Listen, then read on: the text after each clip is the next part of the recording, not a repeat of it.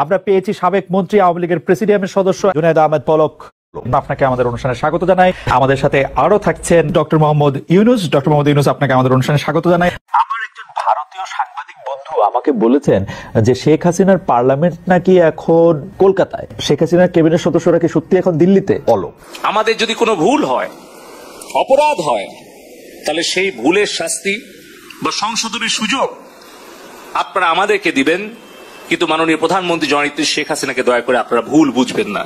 শিক্ষা প্রতিষ্ঠান, ছাত্র ছাত্রী, শ্রমিক, মেহনতি মানুষের কাছে গিয়ে প্রকৃত সত্যটা তুলে ধরে তাদের কাছে আমাদের কোনো ভুল ত্রুটি হলে আমরা করজোড়ে ক্ষমা চাই।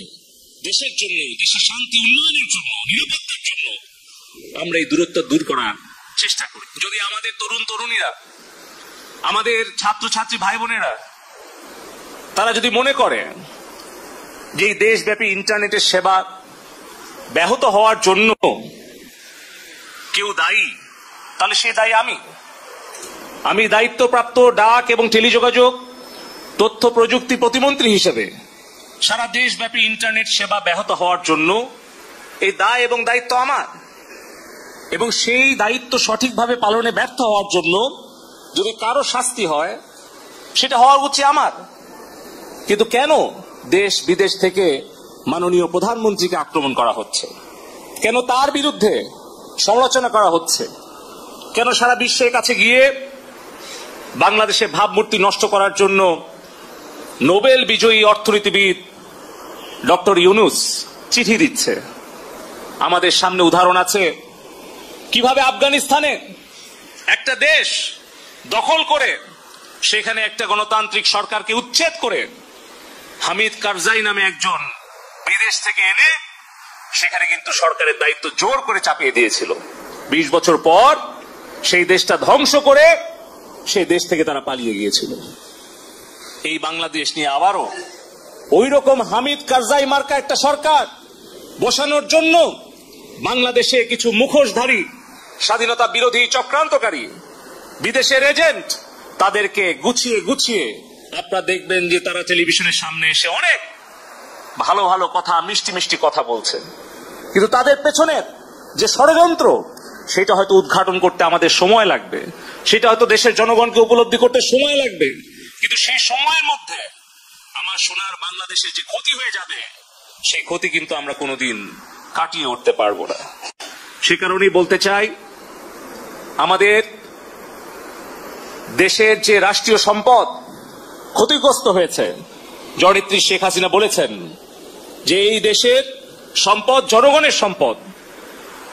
এই Bangladesh elevated expressway, metro rail, আমাদের স্বপ্নের পদ্মা সেতু, ডিজিটাল বাংলাদেশের যা কিছু অর্জন, এই সব কিছু কিন্তু জনগণের কষ্টার্জিত ট্যাক্সের পয়সা দিয়ে হয়েছে। প্রবাসে আমাদের 1 কোটি কর্মী ভাই বোনদের রেমিটেন্সের পয়সা দিয়ে হয়েছে। কিন্তু আজকে এই যে হাজার হাজার কোটি টাকার সম্পদের ক্ষতি যারা করছে তারা নিশ্চয়ই বাংলাদেশের ভালো চাইতে পারে না।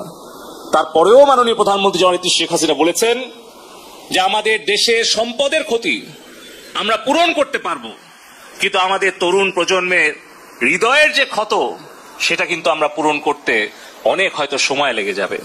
সে কারণে আমি বলতে চাই, আমাদের কারো যদি দায়িত্বে কর্তব্যে অবহেলার কারণে, আমাদের ব্যর্থতার কারণে যদি আমাদের তরুণ প্রজন্ম আমাদেরকে ভুল বুঝে আমাদের প্রতি ক্ষুব্ধ হয়, তাহলে সেই দোষের শাস্তি আমরা পাই। যদি দায়িত্বে কর্তব্যে আমাদের অবহেলা হয়, যদি আমাদের সেই শাস্তি ভোগ করতে হয়, আমরা সেই শাস্তি ভোগ করতে প্রস্তুত আছি। যে কোনো সিদ্ধান্ত মাথা পেতে নিতে রাজি আছি, কিন্তু আমাদের কষ্ট হয় যখন আমাদের কোনো ভুল বা আমাদের কোনো ব্যর্থতার কারণে আমাদের প্রাণপ্রিয় নেত্রী জননেত্রী শেখ হাসিনাকে দোষারোপ করা হয়, তার বিরুদ্ধে সমালোচনা এবং ষড়যন্ত্র করা হয়। সে কারণে আমি আবারও বলবো, আমাদের দেশের 5 কোটি ছাত্রছাত্রী ভাই বোনেরা আছে, আমাদের যদি কোনো ভুল হয়, অপরাধ হয়, তাহলে সেই ভুলের শাস্তি বা সংশোধনের সুযোগ আপনারা আমাদেরকে দিবেন। আপনাকে অনেক ধন্যবাদ, আপনি আমাদেরকে সময় দিয়েছেন। আমি সরাসরি প্রশ্নে চলে আসি। শেখ হাসিনা স্পষ্টতই আপনাকে অপছন্দ করেন, অনেক কিছুর জন্য আপনাকে দায়ী করেন, পদ্মা সেতু এবং এই সেই।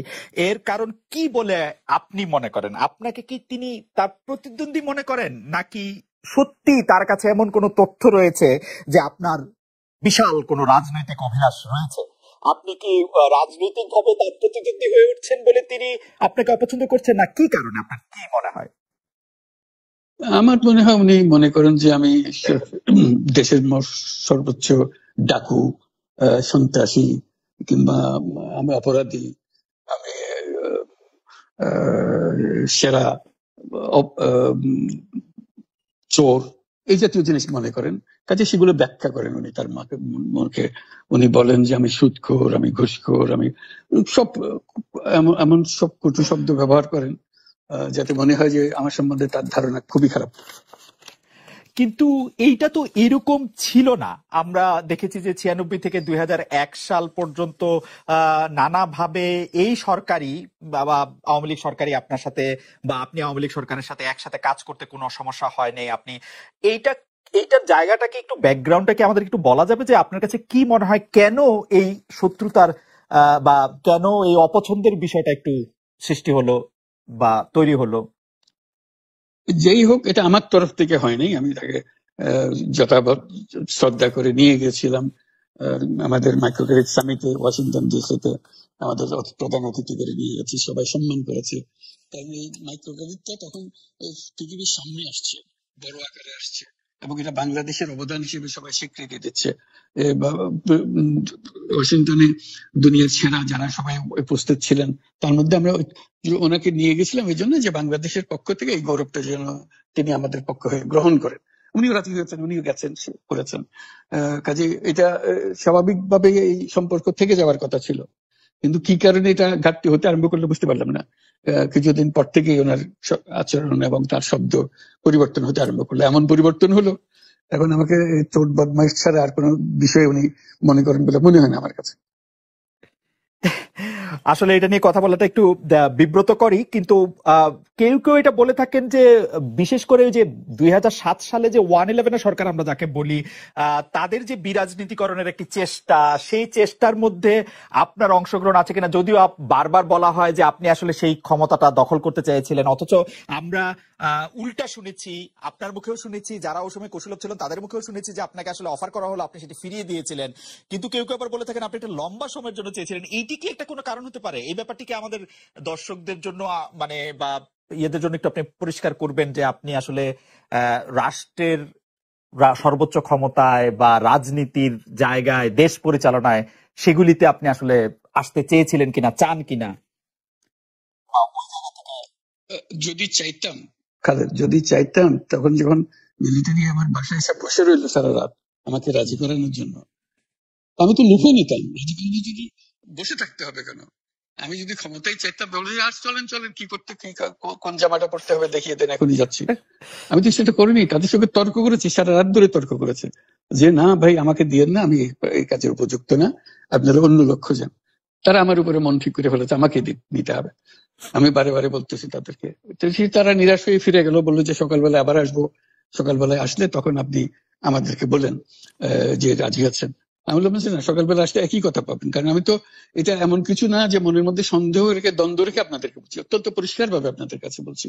ঠিক আছে, তা না হলে তো আমি সঙ্গে সঙ্গে রাজি হয়ে যেতাম।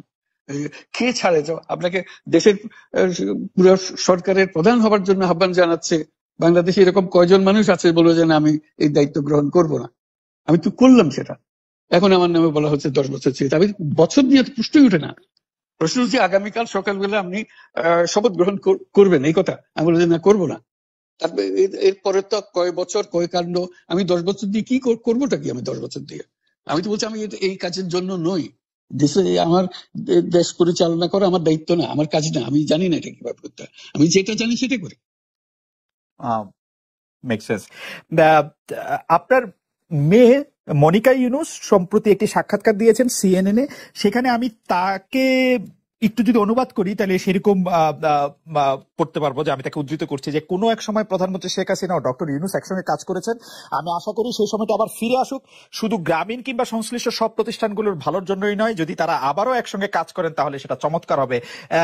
এই মনিকা ইউনূসের এই আশা কি আপনারও মানে একই রকম আশা কিনা যে প্রধানমন্ত্রী শেখ হাসিনা এবং ডক্টর ইউনূস একসঙ্গে কাজ করলে আরো কিছু চমৎকার কাজ হবে, বা এটা আপনি আশা করছেন এরকম? এটা কি এখন আমার জন্য করা যাচ্ছে না যে আমি নারাজ, যে করতে চাই না? তুমি ভাবখানা এমন করছো যেন আমি আপত্তি করছি, আমি কাজ করতে চাই না। আমাকেও যে বললাম চোর বদমাইশ করে রেখেছে, সেখানে কাজ করার তো কথাই উঠছে না। আমার নাম উঠলে ওনার রাগ উঠে যায়। আমাকে সুৎখোর না বললে ওনার মন তৃপ্ত হয় না। আমাকে চুবিয়ে না ডুবালে, পদ্মা নদীতে আমাকে চুবিয়ে না ডুবালে ওনার মনে সন্দেহ আছে না। আমি কি করে বলবো? ওনাকে বলতে তো হবে, ওনাকে যদি কিছু বলতে হয়।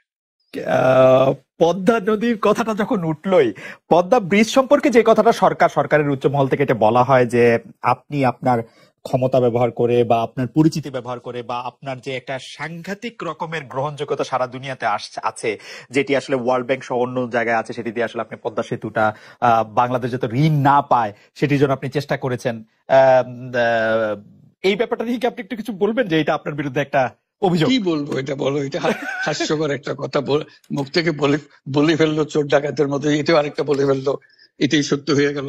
আমরা যে বারে বারে বিবৃতি দিলাম তখন এটা প্রশ্নই উঠে না। আমরা বাংলাদেশের নাগরিক হিসেবে আমরা গৌরবান্বিত যে এই পদ্মা সেতুর উপরে আমরা একটা সেতু বানাতে পারবো, এটার জন্য আমরা সবাই চাই। কাজে এটা তো বিরোধিতা করার তো প্রশ্নই উঠে না। কেন বিরোধিতা করবো? দেশে যে একটা বড় রকমের ঘটনা ঘটতে যাচ্ছে সেটা তো আমরা সবাই সমর্থন করি।